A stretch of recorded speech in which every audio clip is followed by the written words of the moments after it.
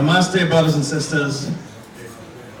Waheguru Ji Ja Khalsa, Waheguru Ji Ki Fateh, and greetings to everyone. It is a pleasure to be here. I'm from Richmond Hill, and like my brother Richard David, my foreparents came from India. But what we brought from India was the DNA of Indians. That is world class, and that is a proud heritage for all of us. That defines us, and that makes us the fighters and the heroes that we are. That although we were uprooted from India, and by foreparents that is, and put in ships and brought as slaves, they call them indentured servants. But my grandparents told me they were slaves living in lodges.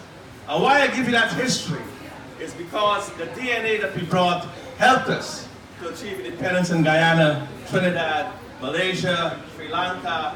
Anywhere we go, the Indian spirit, the Indian pride, the Indian heritage, and the Indian ability, the Indian faith, and the Indian hope has defined us as a people second to none, and world-class leaders, engineers, doctors, and lawyers, cricketers, from top to bottom.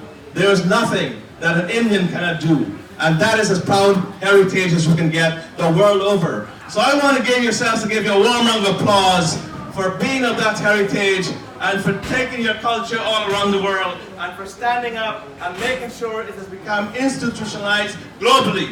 Please, let's have a warm round of applause for all Indians in this room, for Indians across the world, and for our children who will continue to carry that flag.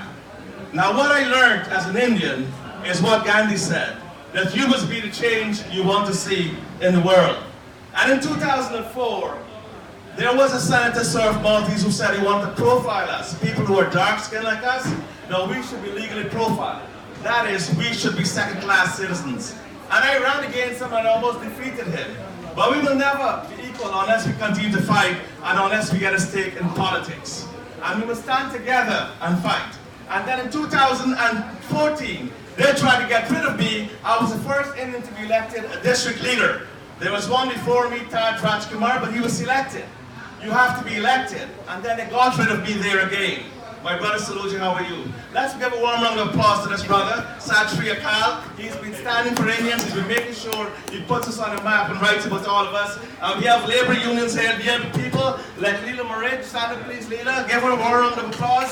She's been a great person from DC37 and labor activist also. And we have Shaki Dehu Statement. These are people who have been in a struggle with us from in the 1990s and 2005 as we ran for election.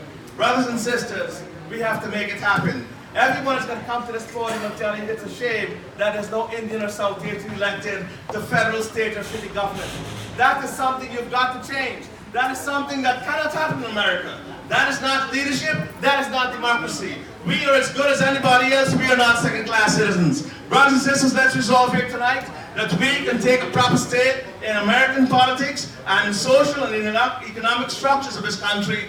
Let our voices be heard. Let us be respected as we should be, and let us carry forward the Indian dream that separates us, unites us, and distinguishes us as a people that we can always be proud of. Not only for this generation, but for generations to come. Jai Hind, brothers and sisters, and may God bless you all.